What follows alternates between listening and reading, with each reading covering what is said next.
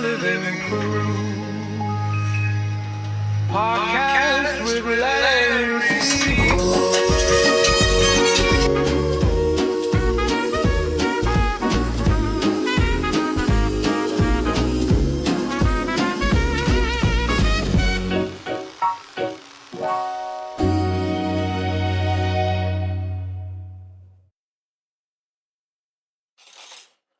Well, hello, I'm Larry C., and this is the Living Proof Podcast.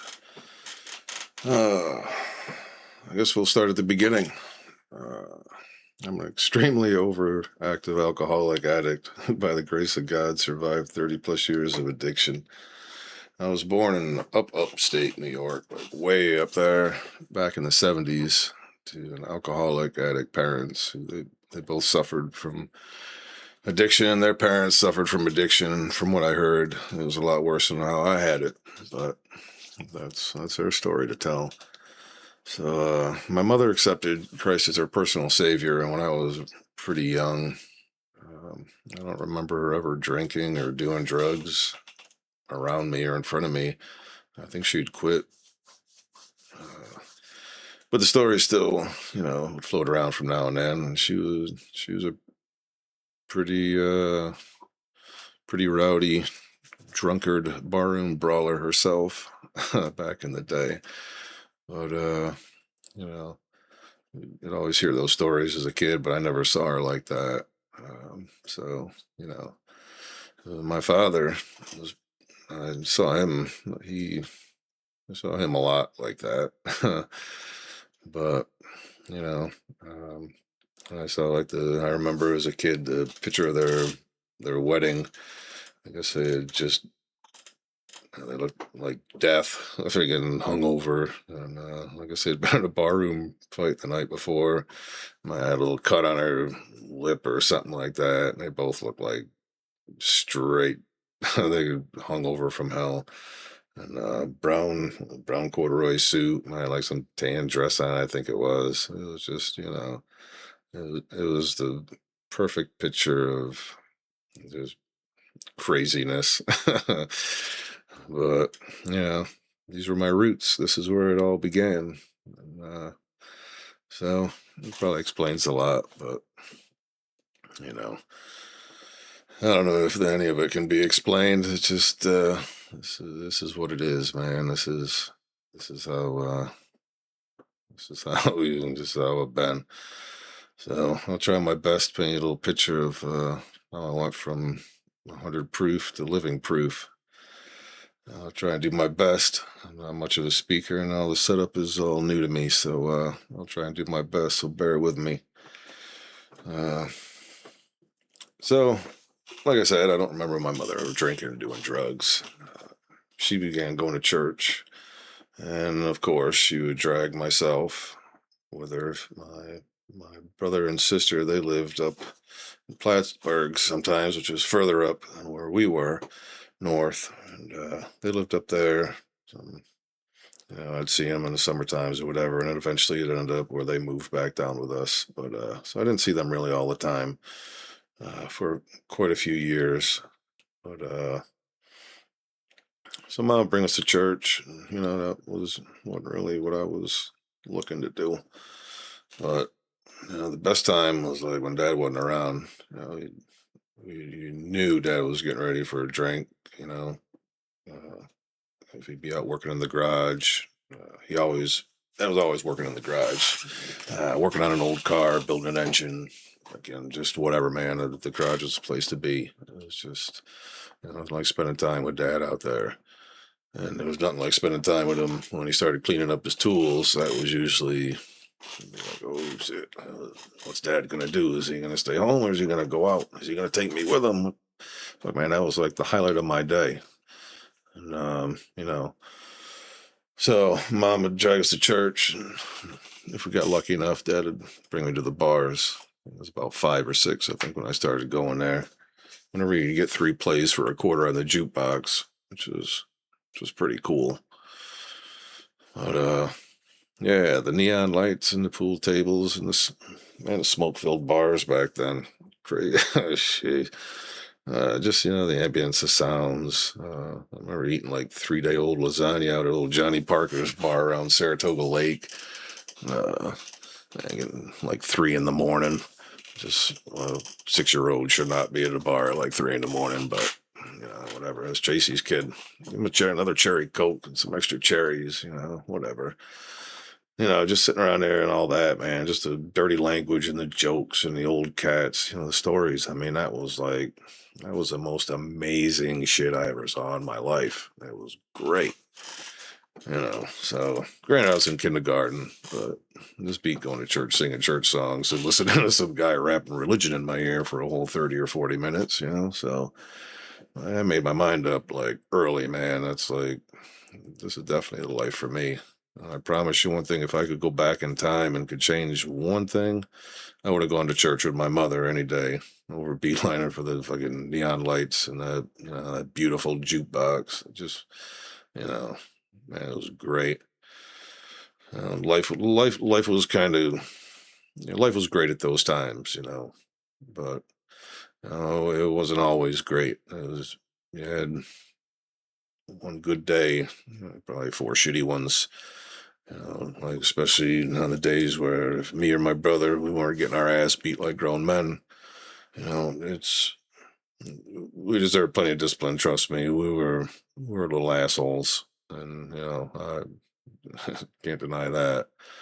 We were the Joe brothers, man, and we took it. We took it standing up like men. Got our asses beat some days, and some days it was come out and let's go to the bar. Like, yeah, those were great days. So it was like after we got to where ass whoopings were like a norm, mainly because I know a lot of you that know me won't believe this, but I was stubborn and wouldn't listen, disobeyed, lied, stole. I didn't find this out till like years later. I knew I was an asshole, but like I had some neighbors who used to live on the corner, and I had a trailer park, and a couple of years ago, I'd found her on Facebook or whatever, and she was like, "You're a real asshole, man. You're a bully." And I was just like, "What, man? I don't." I don't remember. It's just being the little asshole that I was. I was just such an asshole so many times that I guess they just all ran in together. But one more person I have to make amends to. But that list is long. But um, things. We had one good day for about every 4, 5, whatever. I remember from like 7 or 8. I just remember. I've been going to the bars and stuff for a couple of years with the old man and going to church and all this. And it was like my life ambition was, just to drink more. I remember as a kid, I remember it was to drink more and to do more drugs and to be a bigger asshole to everyone than my father was to me. And looking back, I assume it was just because of the hurt, betrayal I felt from his verbal, mental, physical abuse, as well as from mom. She's a churchgoer, but she still whoop your ass. What are you gonna do? But she definitely wouldn't hesitate to grab an instrument of destruction, get a few licks on you. But not quite to the extreme. Dad when he was drinking. And the main key words there are while he was drinking. And I found that to be in my own life. Just all the lot more shit happens when you're drinking than when you're sober. But I just wasn't quite sure how somebody I love so much could do that to you. Then the next day, hey son, let's go for a ride or whatever. I just I was young. I didn't know. I didn't know jack shit, and I'm 48 now, and I really still don't know. I still don't know nothing. But like I said, the days we went to the old tavern that made my day. But there was always signs you had to watch out for because you could be getting a pop in the head, and 2 seconds from now, there was like another 12 rounds in the ring. Pop off at the drop of a hat.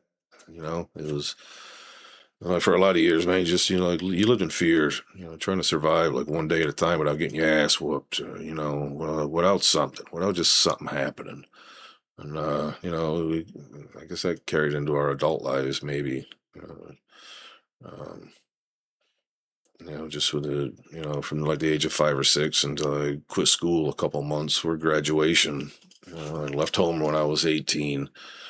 Uh, just grabbed a few trash bags of clothes. I got in trouble at school. It was like we just moved down from New York. Now we're in bumfuck North Carolina. We got 2 chicken farms around us and shit. And I'm just like, what? God, that wasn't. I didn't know what was going on, man. But I went from my dad to be busy doing something because I knew. He said they're gonna take your truck and taking your keys. I'm like, well, that ain't gonna happen because I'm 18. I'm bad shit, man. You ain't taking my keys, telling me what to do. So I grabbed a couple trash bags of some clothes, and just waited for them to be not paying attention. I hopped in the truck and I just hauled ass, man. Uh, that was probably I don't know. I would say where the running started, but that's definitely, man, where I just started. Just ran from any responsibility, just anything. But, but if I could go back, I'd definitely, that being the biggest mistake, and between that and probably picking the bars over going to church, or learning some kind of training to make you act teach you to act right, instead of just being what I was, a wild little bastard. you know but uh like by the time I was 18, now my dad quit drinking. We moved from New York, like I said, to North Carolina. It was kind of a culture shock, but I mean, it just another crazy thing. Driving around, like going from New York to down south. Uh, People are riding by and they're waving at you, flipping people off. What's the matter with these people? Okay, it's just an asshole. Still am, I guess, but oh well. Like I said, we had 2 chicken farms on each side of us. Place smelled like shit, chicken shit at that, man. When in the summertime, yeah, that's you know, uh, goats run, up and down the roads. So like, being Italian Irish from New York, anger, drinking, attitude problem. That's yeah. I was like, pretty much everything, was an issue back then. I didn't. It was. So, like I said, I grabbed some clothes, snuck out of the house, dipped off to the local pool hall, met up with some school buddies, and he said I could stay with him. His mom and dad were separated, and shit, man, it'd just be us guys. Perfect. Got no school, no church, no nagging. Shit, baby, I'm free. I made it. I made it to the big time. Free at last. But before I quit school, it was like close to Halloween, so I remember that I had the teachers, they had like those Hardee's tickets. That was like for free hamburger. It couldn't be a cheeseburger. So I remember me and my buddy Mike were like, shit, man, I'll grab them. So he gets over there busy, go by, and I snatch the tickets. I got a stack of them. We're gonna be eating good. You know, like I said, hamburgers. I'm living with him some night, most of the nights. Other than that, some nights they weren't around, they'd go off do something. So I'm homeless. I'm in the truck. If I could get the old sugar bear, the old homeless dude down there to buy me a 12-pack of small Milwaukee's. I got a couple Hardee's tickets. Man, shit. Sometimes you pull up in the little campground over there. I don't remember what the name of it was. Pull over there in the truck, man. Sleep in the back of the truck. Just, it was beautiful. Freedom. So I ended up quitting school. I got in trouble with the career center and some bullshit, whatever.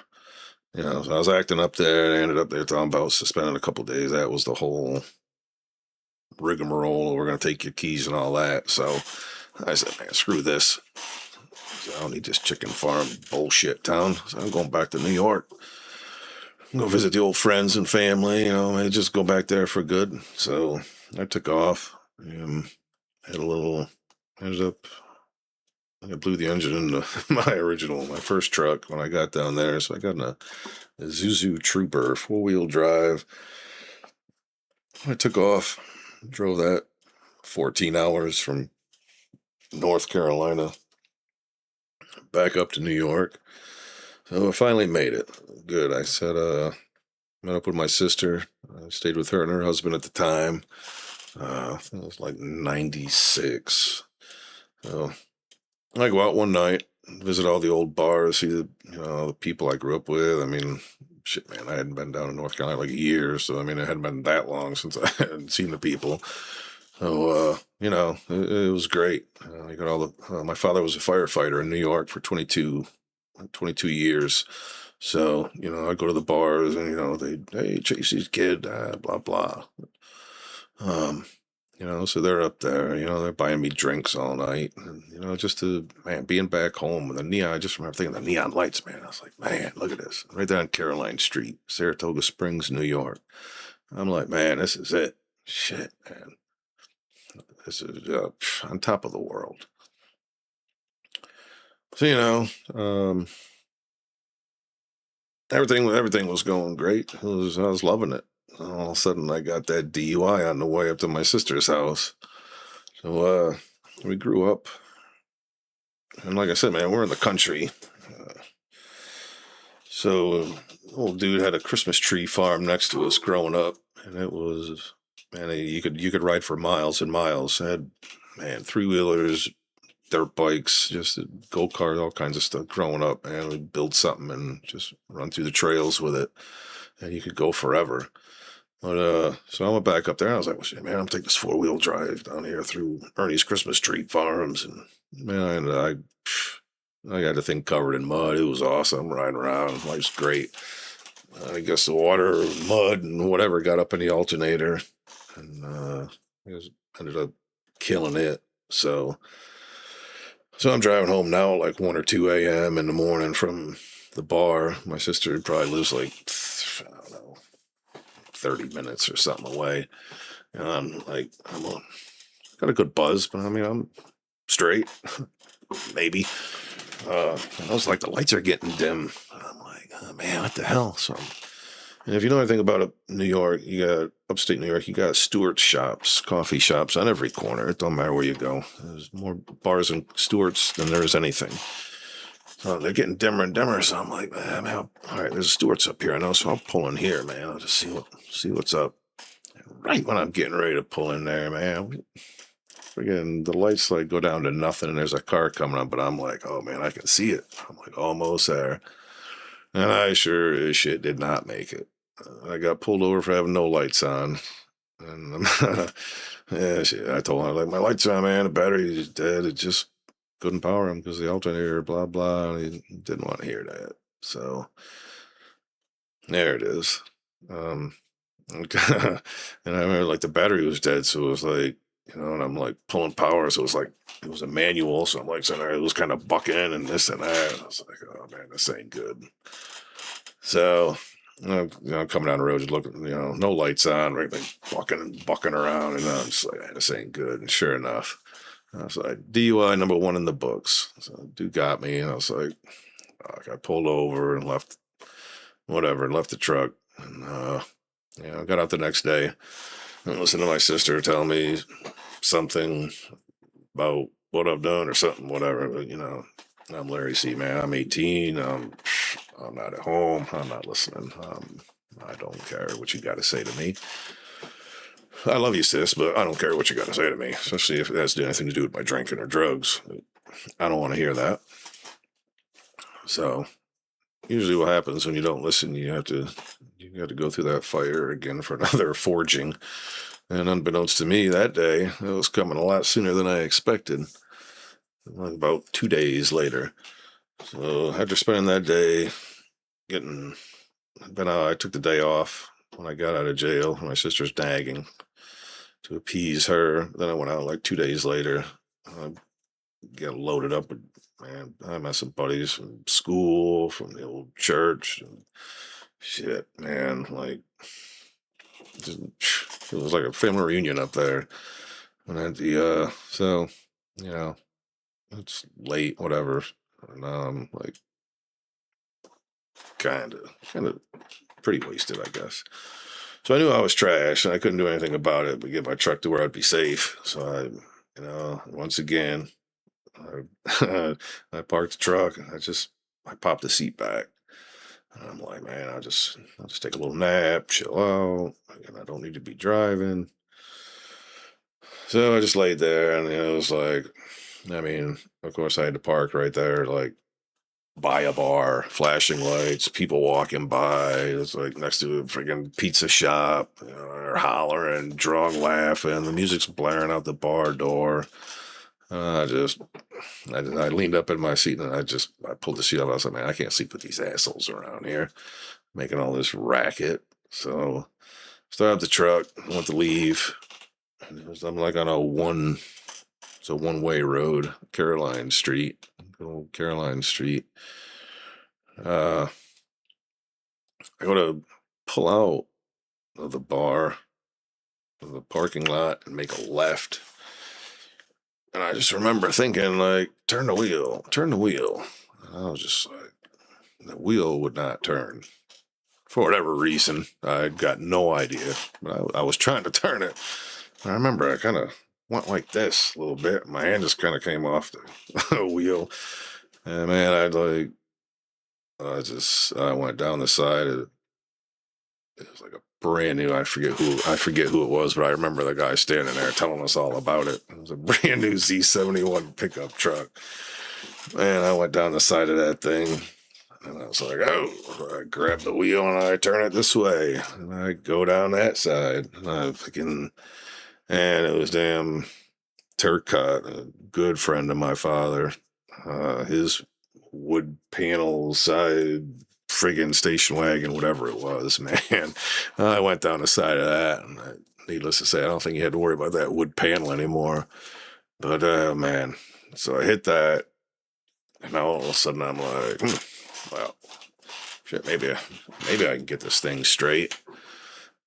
So I finally get it straight, and I take off like up the hill to the stoplight. So, and I'm thinking now, I remember thinking, I'm like, maybe I should take them chicken farms in North Carolina. Don't look too bad now. I said, shit, man, I'm getting the hell out of here. I'll leave my clothes at my sister's. Throw them out. I don't care. Whatever. Going back home. Hell with this. So pedal down, baby. We're gone. We're going back. So I hit 80, 85, 85, 87. Shit, I forget now. I hit the highway and I'm out of here, man. And, I guess somebody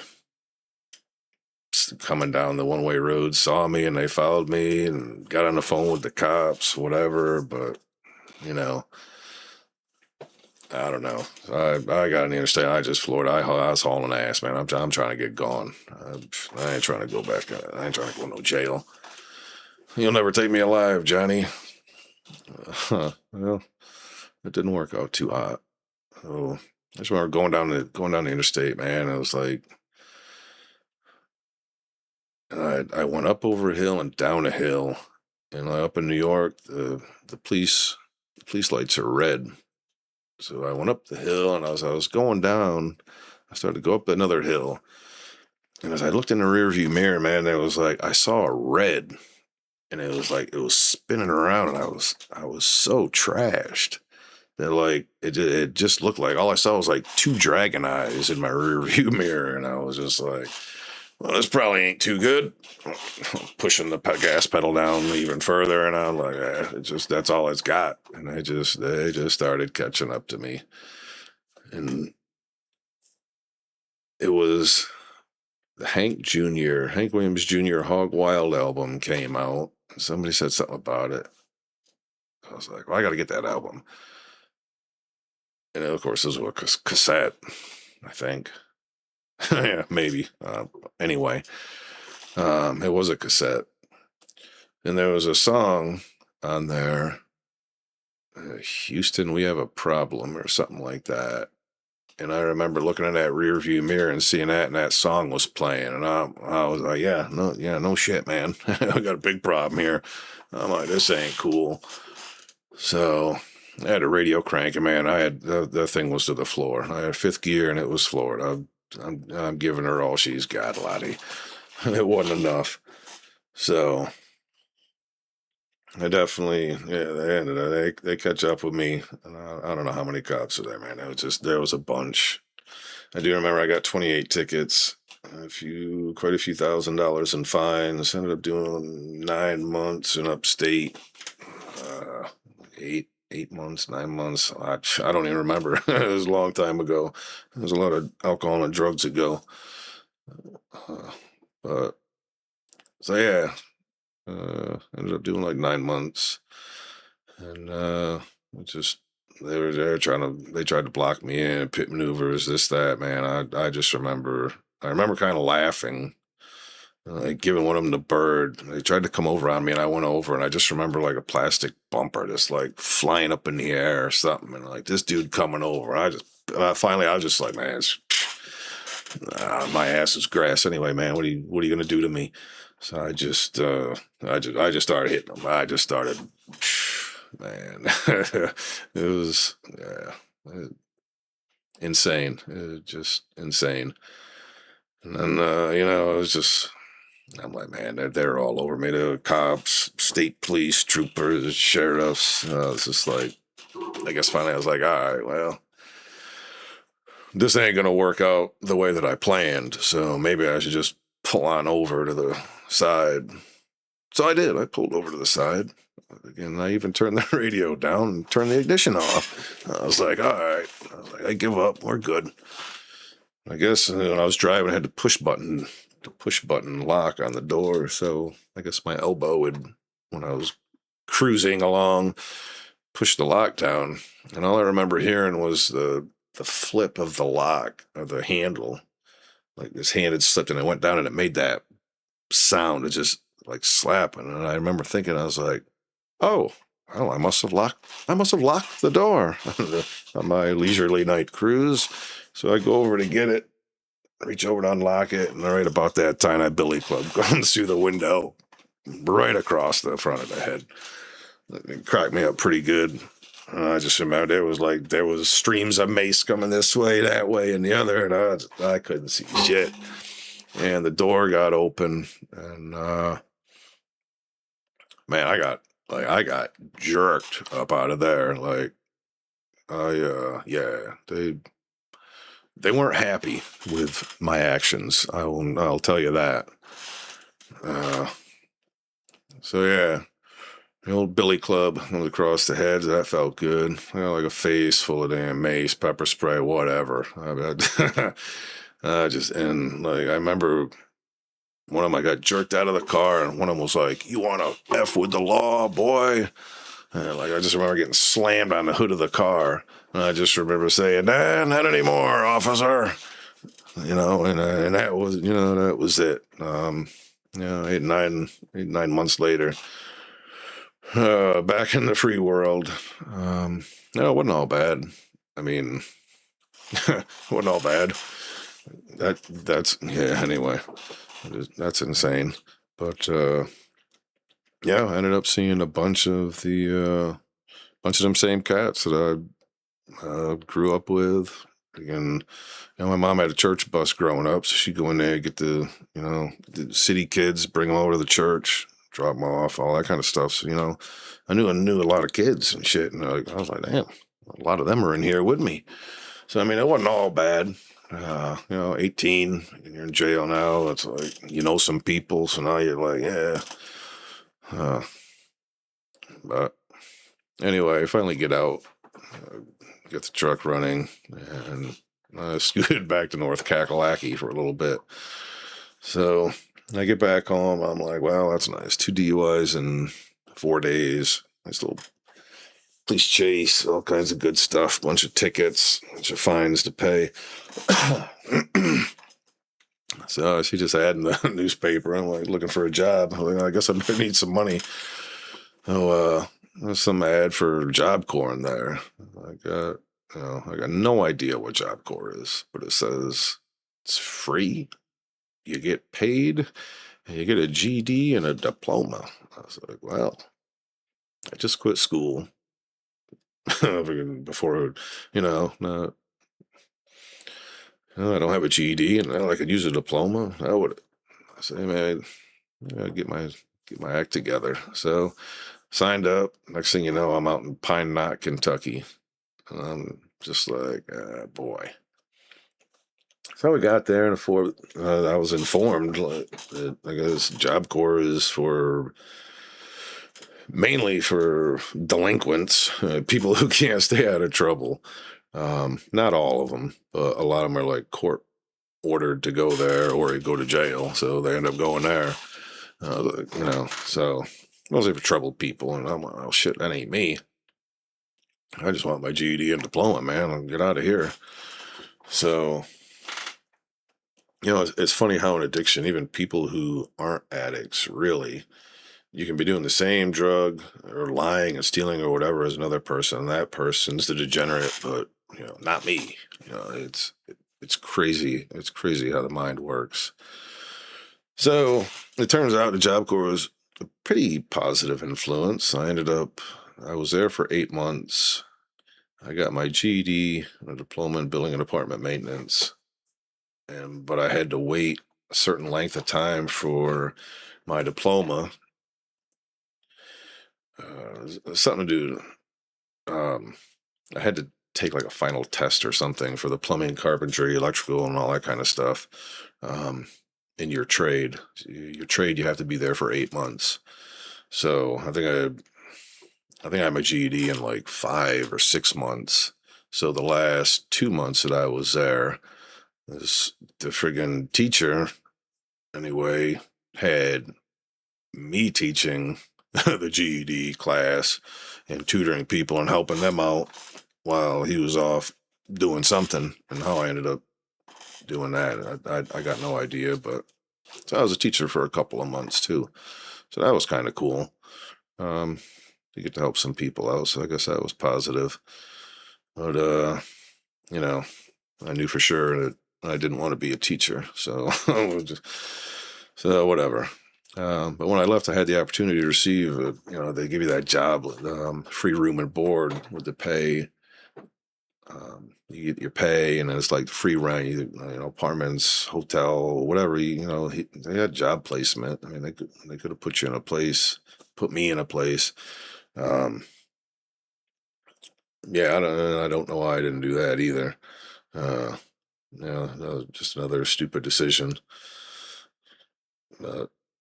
So I left Kentucky and back to North Carolina, and of course, man, it was like you couldn't drink in Pine Knot. So I remember it was in the 6th month. I was right there, man. I had like and another thing that kind of slapped me in the head while I was up there. 6 months, I had the GED, but I had to wait to get in order to get that and my diploma. I had to be there the 8 months, and in that time, you can't drink at at the Job Corps. You have to get a weekend pass or a day pass or something. You can't come back to the campus trashed. Well, we heard we heard people talking. I guess they've been doing it for years. That people would walk down the railroad tracks, and it'd like, I don't know, freaking hour, probably an hour and a half walk to get to Oneida, Tennessee, which is across the border, because there they had alcohol. So we took off right after head count, like at dinner time or something. We took off, and I didn't have an ID. So I ended up, I don't remember how. Well, we all ended up drinking, me and 2 other cats, 2 of my 2 real close friends up there that I met.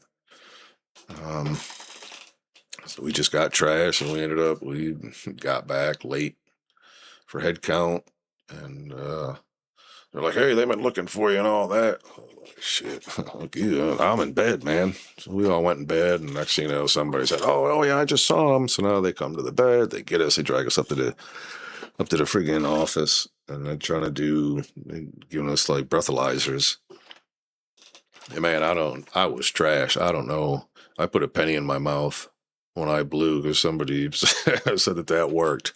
The other two cats, they failed their shit, and I don't know how, but it didn't register.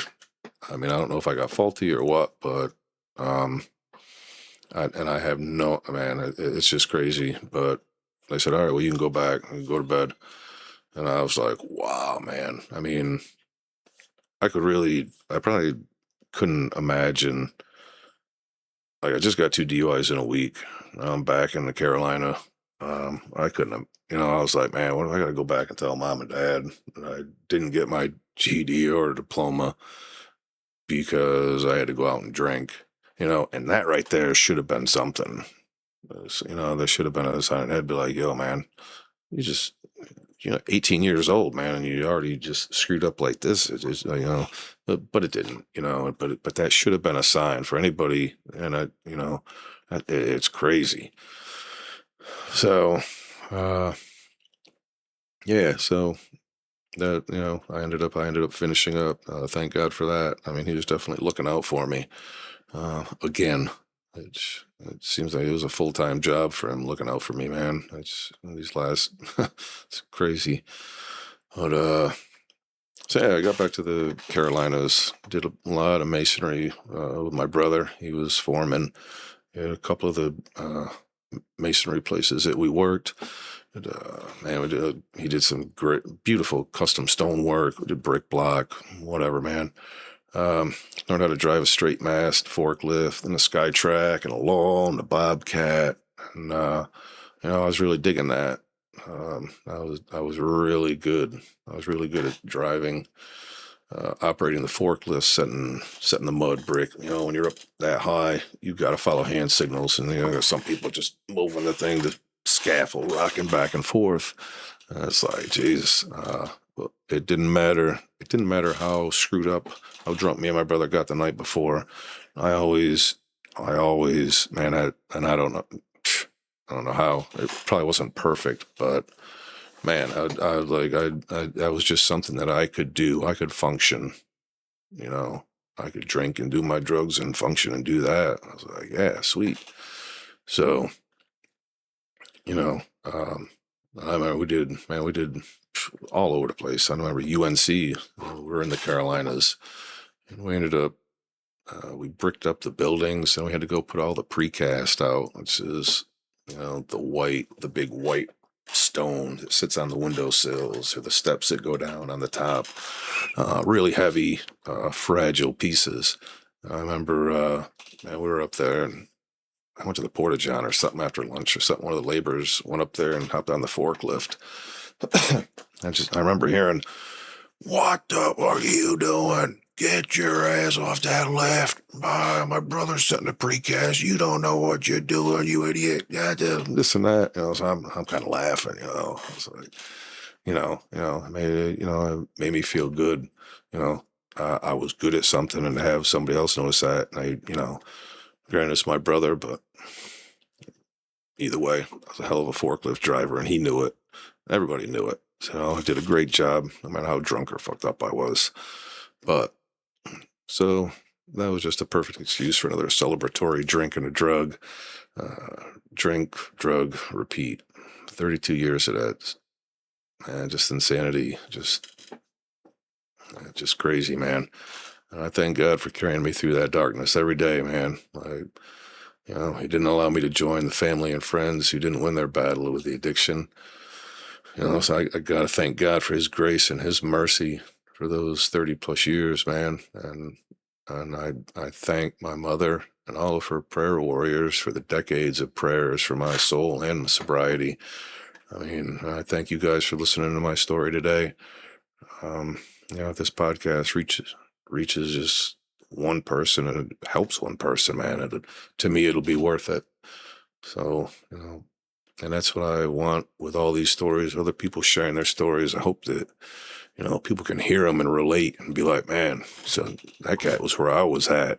They can relate and be like, well, shit, man, maybe there's hope for me too. And that's all I got to put out here on this podcast, man. And I want people to know that there is hope. Oh man, if I can do it, man, anybody can do it. I promise you that.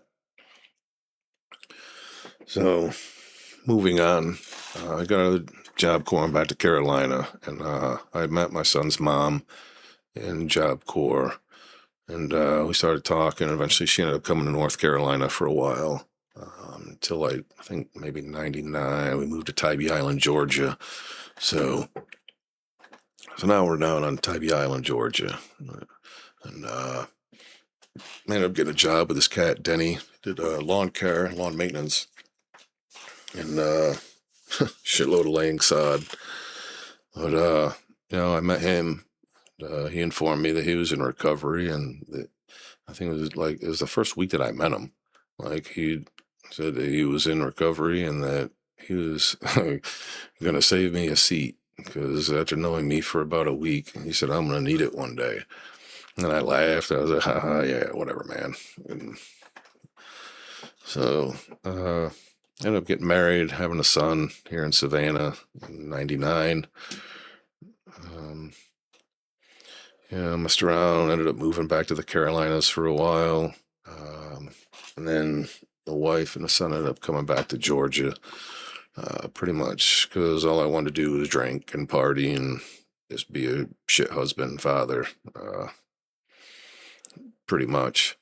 So, eventually she started seeing some dude and the marriage ended, and, moved on, whatever. I don't say all of it, but the majority I'll own. I wasn't a husband and I wasn't a father. I had no desire to be. The drugs and the alcohol were the only things I wanted. And that cost me, relationship years with my kids, man, that I'll never get back. And, that right there is shit alone. That's just one more thing that goes along with the addiction, man. You don't get shit back. You don't get people back. You don't get time back. So, change that shit and take your time for yourselves. You're gonna miss out on stuff. And trust me, it sucks. So, the bars and the neon lights, once again, the drugs, the clubs, the girls, all that was just more important than being a family. So, and it was like another DUI. I got down here and I ended up like moving back to the Carolinas. It split up, blah blah blah. So I dipped back. I'm like, man, this place, I'm out of here. Still on probation, so I was just like, I ain't got no money for them either. So back to the Carolinas. I had a daughter with a girl who recently passed heart issues at a pretty young age, just barely 40s, younger 40s. So it was my daughter's mother. We were together for like 5 years. We were separated for 5 years. We got back for 5 years. This freaking roller coasters and addiction and shit, man. It's ridiculous. But I ended up catching a free ride back to Savannah from the bounty hunter. He said, I remember he called my cell phone. I was at work on a forklift. And my brother was always hollering, get out the phone while you're doing the forklift. Pay attention. I went around, I answered the phone call. I don't know who it was. There's somebody calling to see if I want to go do some drugs later or something. Who knows? And it definitely was not somebody wanting to know if I wanted to do drugs later. Bounty hunter called and he said, this is so-and-so from blah, blah, blah, Savannah, Georgia. You got a warrant. You dipped out on your probation, blah, blah, blah. And I know you're staying with your brother and his wife and his kids. And he's like, you can either meet me later on after you get off work, get cleaned up. He said, you can meet me or we'll come by sometime at night when everybody's sleeping and the lights are off. We'll just kick in the door and scare the shit out of the kids and the wife. And, probably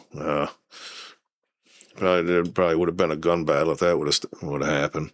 So, didn't take much discussion to figure out, hey, I just, yeah, sure, I'll meet you over here. I'll ride back with you.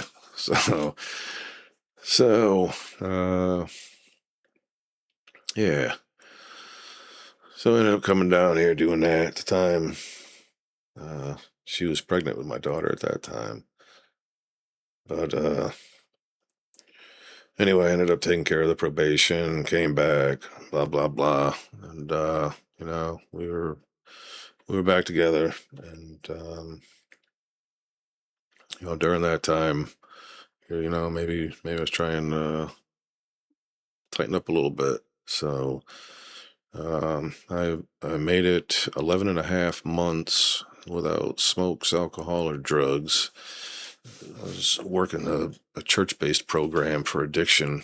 I went to church weekly, a couple times a week, and I accepted Christ as my Savior.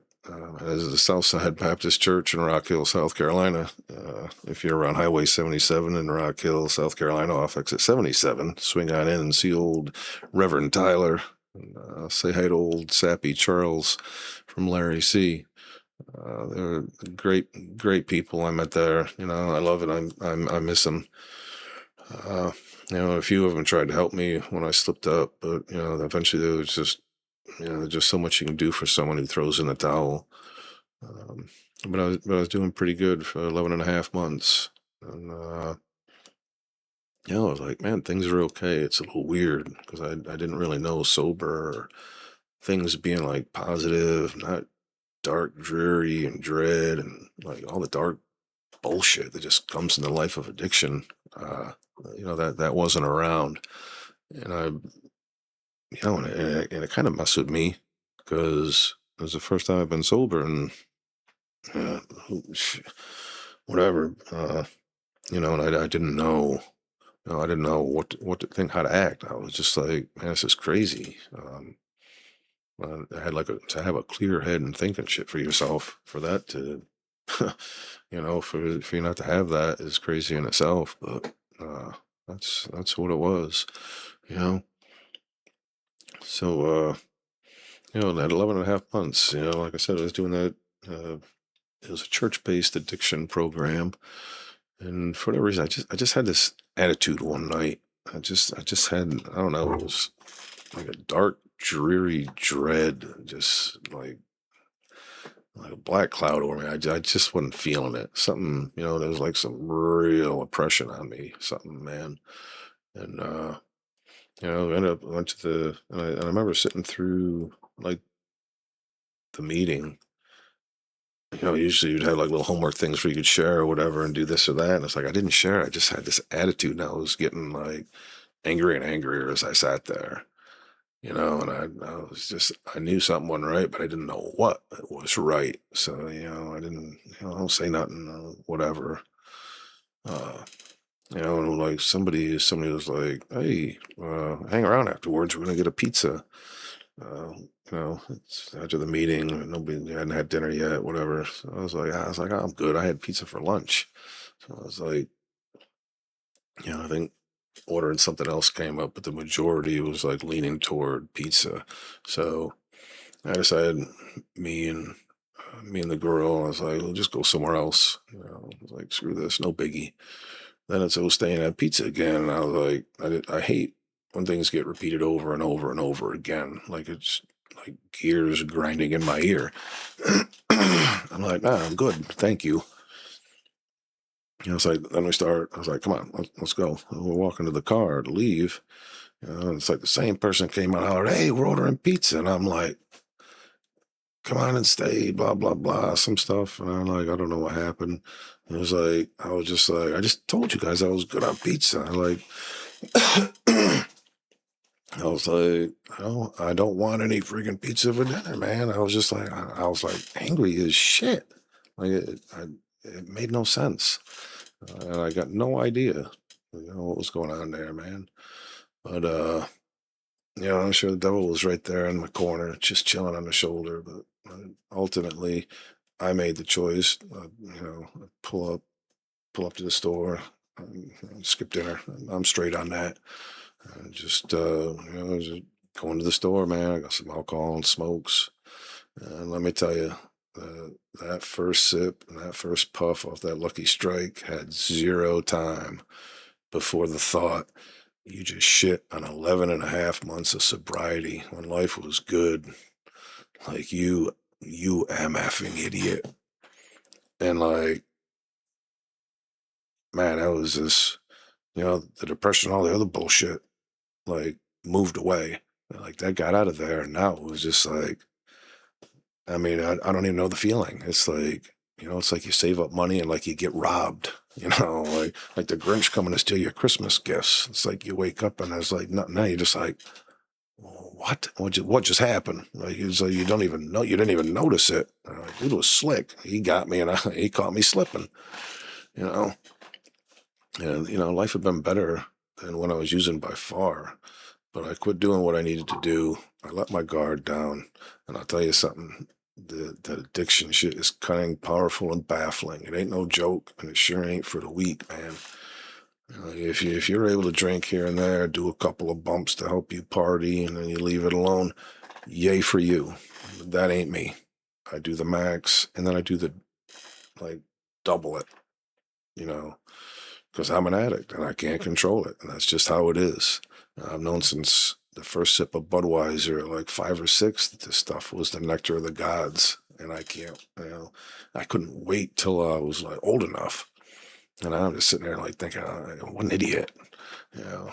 Anyway, so it went on another 10 years, and in the addiction. Let me just I'll add this, when it popped in my head. I'll probably forget where I'm at because I got sober and now I don't remember anything for like longer than 30 seconds. But, every choice that I made in my life, I made them. Nothing I did was my parents' fault. It wasn't my teacher's fault. I got in school at trouble, or I got in trouble at school. It was nobody's fault but mine. It was my shit choices in my life that caused shitty consequences to continue happening. And as long as I didn't change anything, nothing in my life was going to change. But thank God he changed all that for me on April 30th, 2025. Chill out. We'll get there shortly. So up to this point, 2018-ish, I think, when I came back here to Savannah, I just do a quick outline of some stories. I skip for the sake of time. In this episode, I got no idea how long this will go, but it's going to be what it is. So that's like 2018-ish. I believe. So when I came back down here, um, so tons of the best times ever included staying up for days on end. Like 3 to 5 was a good number. Snorting cocaine off the old 6-foot mirror and the coffee table. I remember, you go a weekend, you get a quarter ounce, and just dump it on the mirror, and just you'd have freaking. You just had to jump you and your biggie straw. Just take what you want. It was Sodom and Gomorrah. It was just it was something. It was shit. But doing that or held up in after doing that for a while, it's like, man, somebody said, hey, you see that big line that you're snorting right there? You could do like a third of that if you just put it in a needle. And then you save money and you get higher. Oh shit. Well, let's give it a shot, man. So, that's so we started trying that out a little bit. And we ended up held up in the friggin' bathroom and, so high, just man, held up in the bathroom for hours, just shooting up and pace. I mean, like how much can you pace back and forth in a friggin' bathroom? Like this wasn't no big bathroom. Just pace. You sitting on the shitter, just rocking back and forth, man. Like feeling like, man, I'm getting ready to explode. My freaking heart's getting ready to blow out my chest. Um, you know, um, Yeah, I don't miss that one bit. I promise you that. I just, man, I remember one night I was so high, I just finished banging shit up my arm, and I looked in the mirror, and I was like, I didn't recognize myself at all. I was higher than shit. Um, but like my eyes were like completely black. And I just remember looking at myself in the mirror, like, who the hell is that guy? Now I'm all geeked out. I've been shooting up all day or whatever. And I'm like, who the hell's this guy? I'm like, it, crazy. I just look like something else, you know. So, you know, still. Look at yourself, you're still sitting there pacing the bathroom, walking around, shaking, rocking back and forth. And it's like, oh, 5 minutes later, oh, I may be coming down. I better do some more. What? That makes zero sense. You're already just screwed up. Doing more? It's insane. But, who does that kind of shit?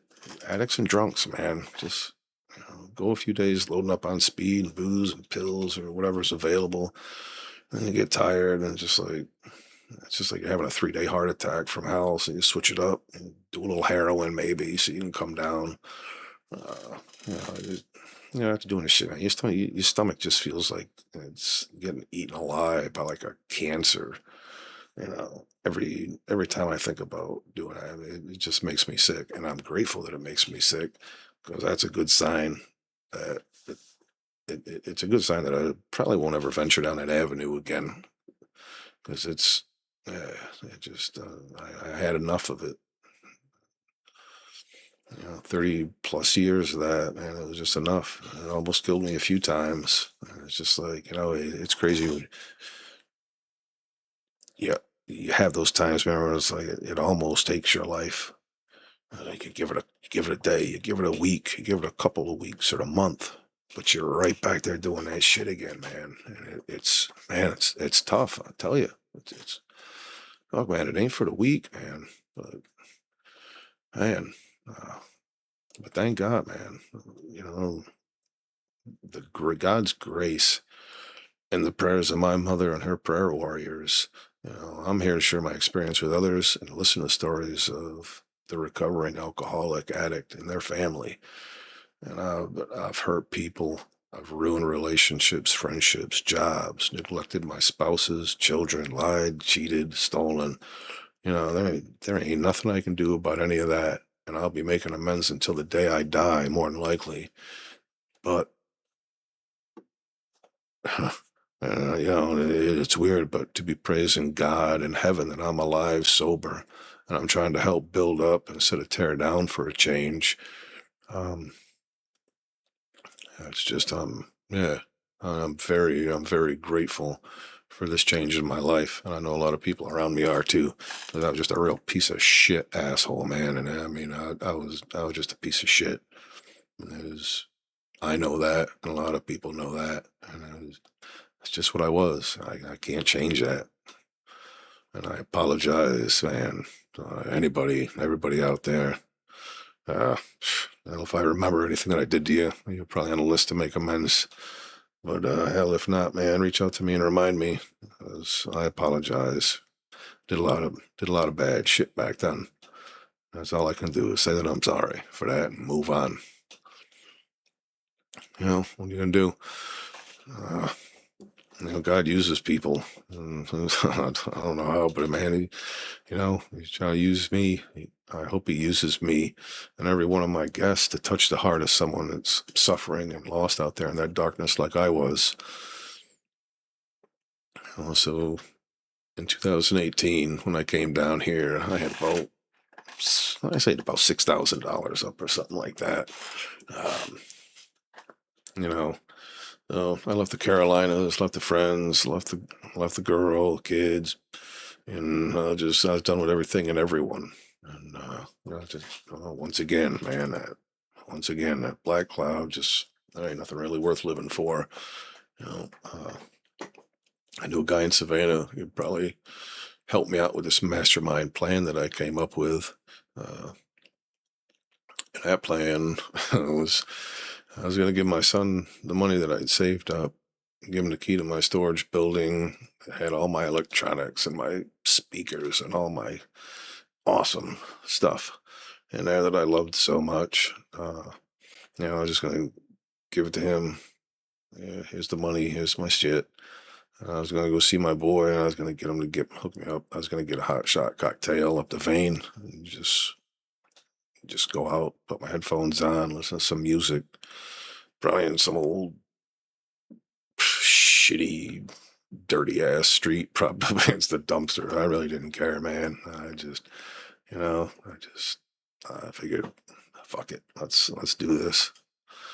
'Cause there's always the gun, but I've seen too many times where you miss. And I don't know if you've noticed, but this face is just a little too beautiful to be messing up that way. It's all or nothing. Either I want, and there was no guarantee that, that would pan out. So this was the way. This was perfect. And I know you're probably tired of hearing it, but I believe God had other plans for me.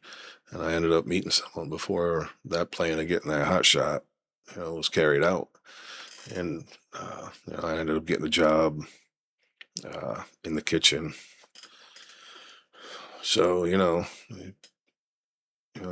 we started talking, whatever, and I guess I put the master plan of suicide on the back burner temporarily. Uh, I figured screw it, and there ain't much left of me. What's one more rabbit hole? I'll give one more chance. Again, eventually I wasn't changing anything with me, so what's going to be different? Nothing was different. It was just different people, places, and all that. I mean, I was still drinking 10 to 14 hours a day on my light days, sometimes 2 or 3 days, benders, pills, little dope, some uppers, downers. Man, it didn't really matter. Uh, just as long as I didn't have to deal with reality, just like with everything else with addiction, it begins to kill another relationship and every other thing.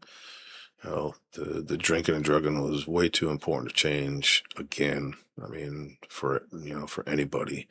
So this shit got more toxic, more booze, drugs, just everything, you know.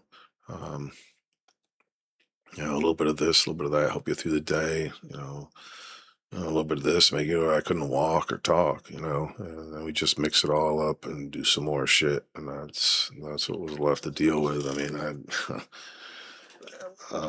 I wouldn't want to deal with me. I mean, shit. Uh, anyway, I mean, just me and my bullshit, man. It's done. Anyway, so I think, but there's no stopping someone that doesn't want to stop, and if they're using and doing what they do, you know, uh, you know, there's moms and dads, brothers, sisters, whoever, that are banging their head against the wall trying to get somebody to stop.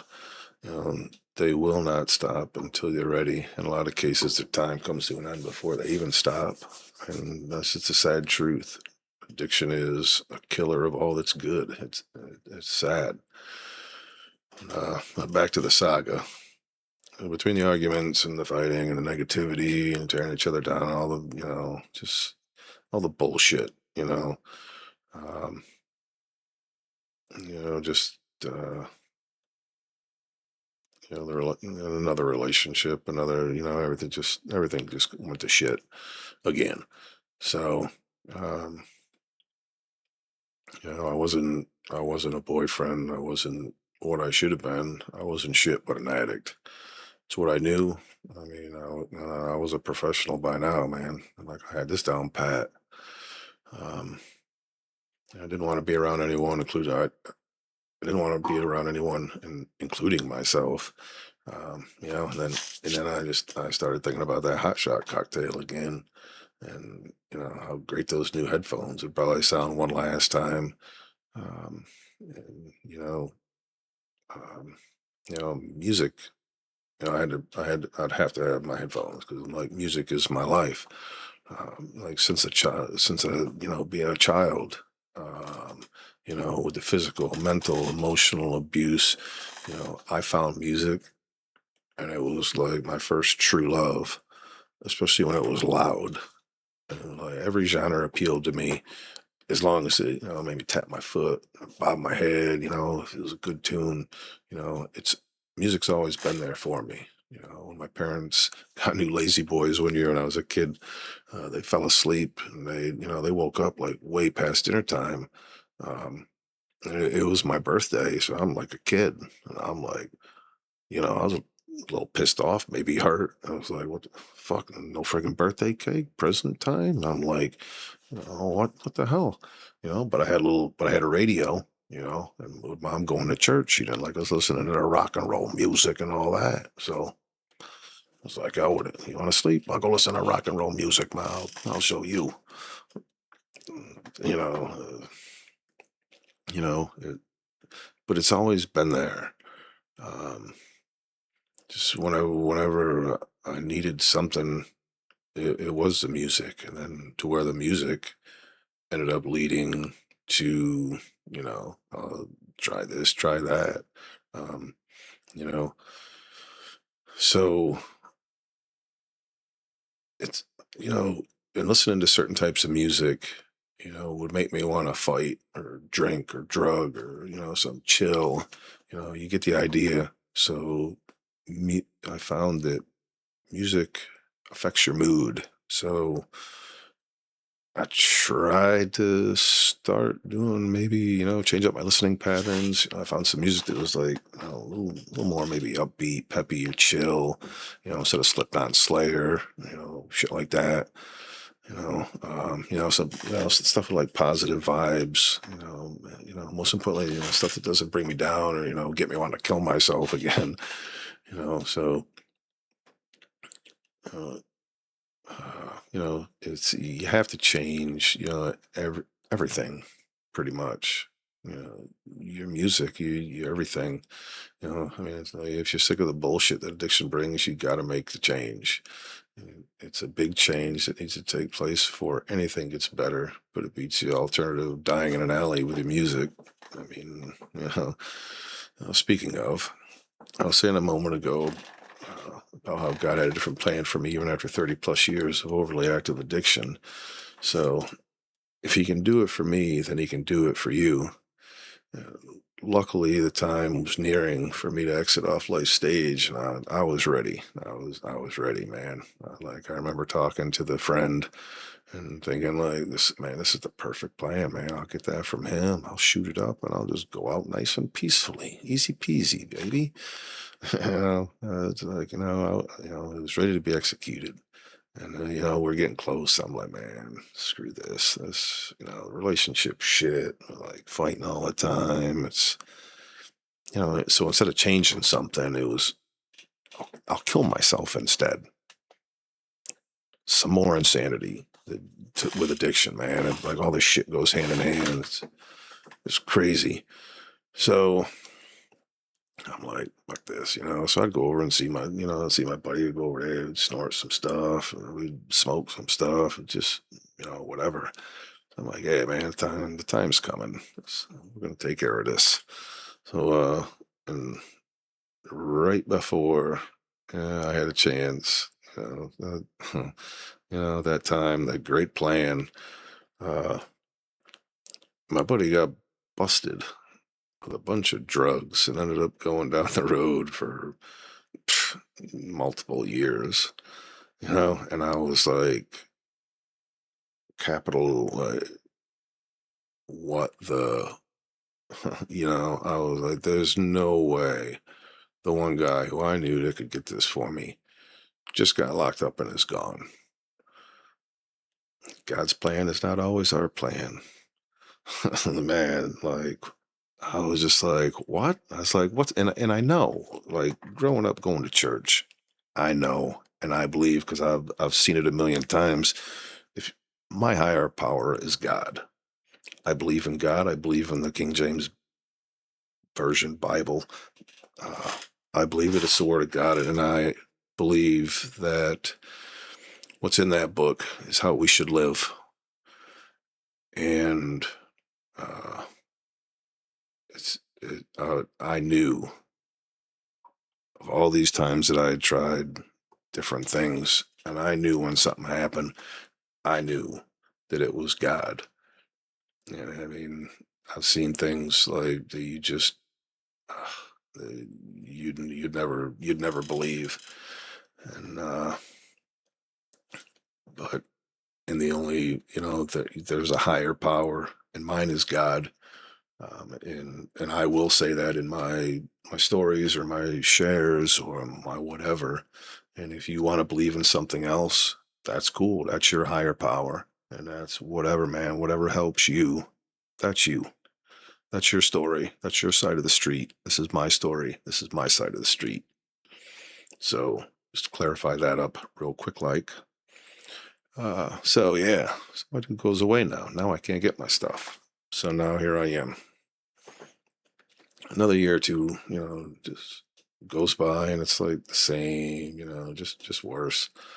I'm skinny. Check out the website, man. There's a picture of me there, skinny as a rail. Just you don't eat. I don't eat. You know, eat something at like 2 or 3 in the morning, maybe after going all day just drinking liquor, alcohol, drugs. You know, uh, and pretty much after that, we went a couple years, like I said, and I remember I was like, man, I was trying to figure out what can I do? What can I got? There must be another way. Oh,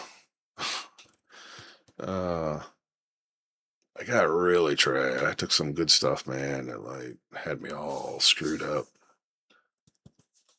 And I remember I had the stereo on in the garage, and I waited for the girl to pass out. It was just a matter of time.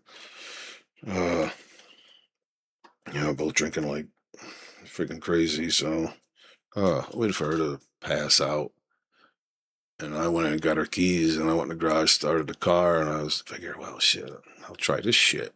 I'll just take my little nappy poo, and I ain't got to worry about waking up. So, so that's what I do.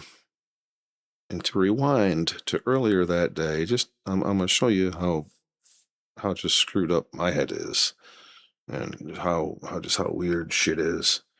I was at work, and there was some, I made some hummus, and there was some left over. I gave a couple of the front of house girls, and the one was like, "Oh God, Larry, this is so good," blah blah. And there was a girl and a guy there. They're getting, I think they had just got married, or they're getting married, or some shit. I don't know. Uh, I said, "Oh my God, that's good hummus. I got some people in town and whatever would like to come by here tomorrow. Can we get that?" I was like, "Well, it's not on the menu. This was for a catering." And they're like, "Oh, well, geez." I was like, "Well, screw it. Just." I was like, "Yeah, I'll make you some. Don't worry about it. Come by, bring your people. I'll hook you up." So I got off work, and we ended up going out drinking again, like we did every night. Work bar, home sleep, work bar, home sleep, same shit. Uh, uh, I get aggravated just thinking about it now. But I told the people I'd make them some hummus. So I ended up having like a big fight or whatever, another bullshit fight. And I just remember thinking, I'm like, man, you know what? Man, fuck this place. Just F this, F that, fuck that. And I was like, man, I'll just do like they do, put the old exhaust into the friggin', yeah. So, so everybody in the house is asleep, and I go out to the garage, start up the car, do the old shit, like the friggin', and it was like I knew I was already trash. I was like, I started doze off, and it's summertime. Getting summertime, so of course in the garage it's like hotter than shit. I'm sweating like I'm soaking wet. I don't know why I didn't turn the AC on in the car. Like at least go out in style. So I was sweating my ass off. But the mind of an addict is just insane. I drifted off, and then I started to fall asleep. And I don't know what. I don't know what in the hell, man. But like speaking of just like God's plan, him just saying, nah, you ain't doing it this time either, idiot. I popped up and like usually if I tell you I'm gonna do something, I do it. I mean, unless I was like drunk, real drugged up, hungover, whatever. Um, you know, I try my best, especially when it comes to work.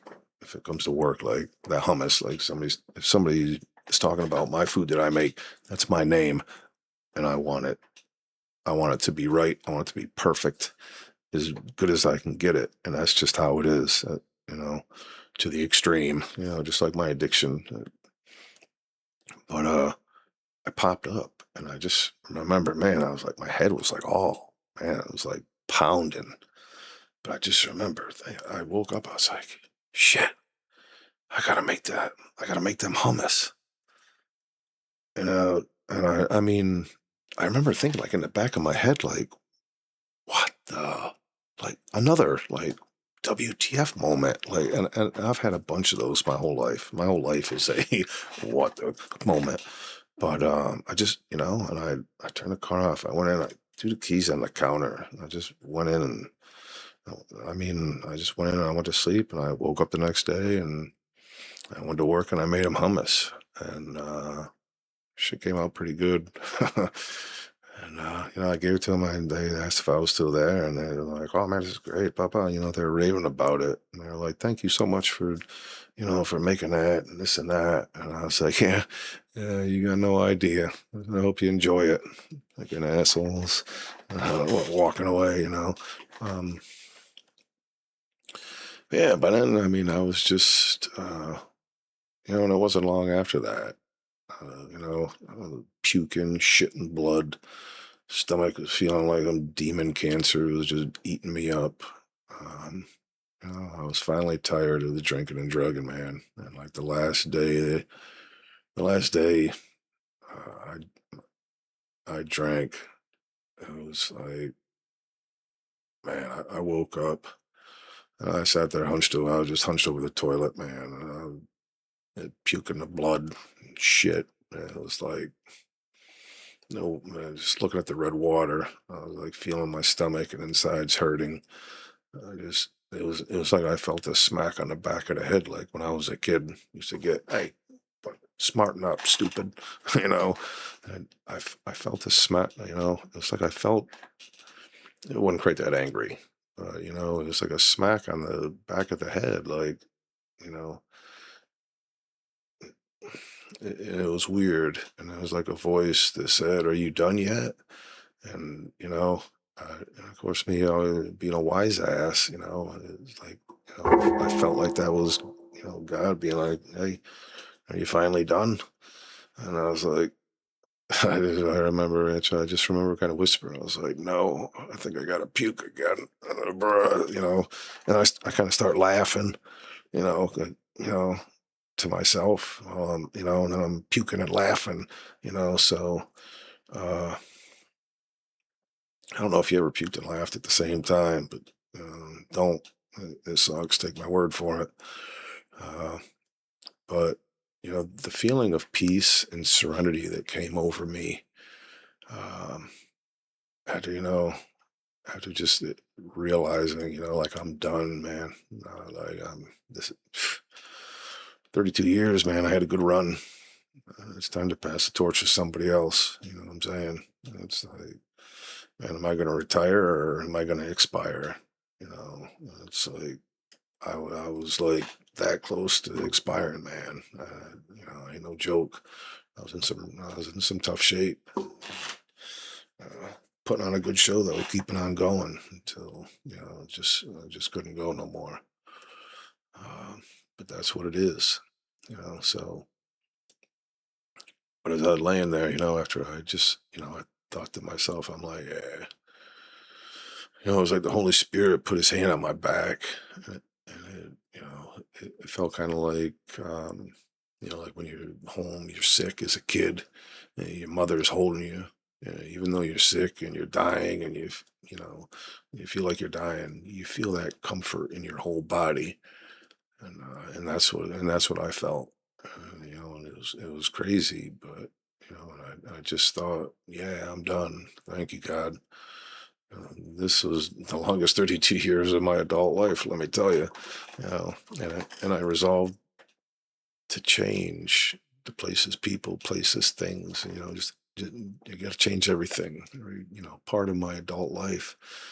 Uh, just everything I do. The place I go. If I'm gonna keep this sobriety, man, you got to change. You got to change a lot of stuff. Actions, music, people, just everything. Um, like, and so I'm still in the process of changing a lot of things. I got a long way to go with myself, man, but I feel like I'm getting a little bit better every day. I take these tools that I got, just try to be better. Just stay sober, even if it's sometimes it's like 1 second, just 1 second at a time, man. It's like just don't drink, just don't drink, just don't drink. Don't do that, don't do that. And eventually, if you just, man, hang on strong, man. Just you can make it. If I can, man, anybody can, dude. Really. Um, so yeah, like today, like these days, it's like, if you don't bring anything positive into my life these days, then we probably don't talk too much. I mean, I love yous. I love a lot of people out there, but I mean, if you're not with me, you're against me. And I got zero room for friction in my life anymore, man. This is so great. You know, uh, so I hope you eat well. I hope you eat good. Just eat somewhere far away from me because I don't have the time for that. Just any any bullshit in my life anymore, man. And it feels great. I wish I'd have done this years ago. I really do, but I wasn't ready, and I guess I wouldn't have the story to tell that I do today. So there's that. Um, there's no way to know if me or an addict, any addict will ever use again. There's no telling whether I'll take a drink. The only thing that's certain is like addiction is, man. There's so many words. There's people out here that love you. There's places out here that you can go and get help if you want it. There's phone numbers. You can look right here on my podcast. There's crisis hotlines. I mean, there's apps that have meetings for whatever your addiction is. Times, places. And there's Zoom meetings every hour. Man, if you really want to get some help, you'll get some help. And then, when you're ready, then you know there's people here that'll help you when you're ready. It's like the only way out of the darkness, this darkness, man, is together. And if for those who are currently still out there, you're struggling and you're feeling trapped and you're exhausted by that weight of addiction that's on you, please hear me when I say this and listen closely. Like, to the voices and of the people who have walked this path before. Um, we're the living proof, man. We're the proof that this is possible. And for 30 plus years, the time wasn't right for me. I pushed, the boundaries were pushed, the limits of God's grace were tested. Many of my family and friends never got the time to find their turning point. They're gone, lost to addiction, or serving decades in prison, or permanently separated from the families who love them, or whatever. If If that path continues, understand the true cost. Addiction doesn't just impact the person fighting, it affects everyone who cares about them. However, if the strength can be found to simply just stop, like I said a minute ago, take a breath and endure that initial white knuckle stage of sobriety that we know and love so much, and actively seek guidance from those who have successfully navigated this journey, everything can change for you, just like it changed for me. Our stories are far from over, and it's possible to rise from the wreckage and rewrite your future. Transform the deepest of the pain into a survival guide, for somebody else out there. Your family's waiting for you to come home. Be the living proof that they're praying for. And with that, our first official podcast is in the books. Thank you for listening wherever you are. And before I go, I just want to say this directly to you. If you're out there in the dark right now and you're lost and you're heavy, you're broken like I was, man, please don't give up. I'm trying to get some people on here to share our deepest scars on this show. And because I want you to know that healing is real. And man, you're not invisible and you're not alone, dude. Please just hold on for the light. I'm your host, Larry C. Take care of your mind, stay blessed on your grind, and we'll catch you next time. Larry C. Say it again, I was not done. Came up clean from the dust, from the bruise. I am here.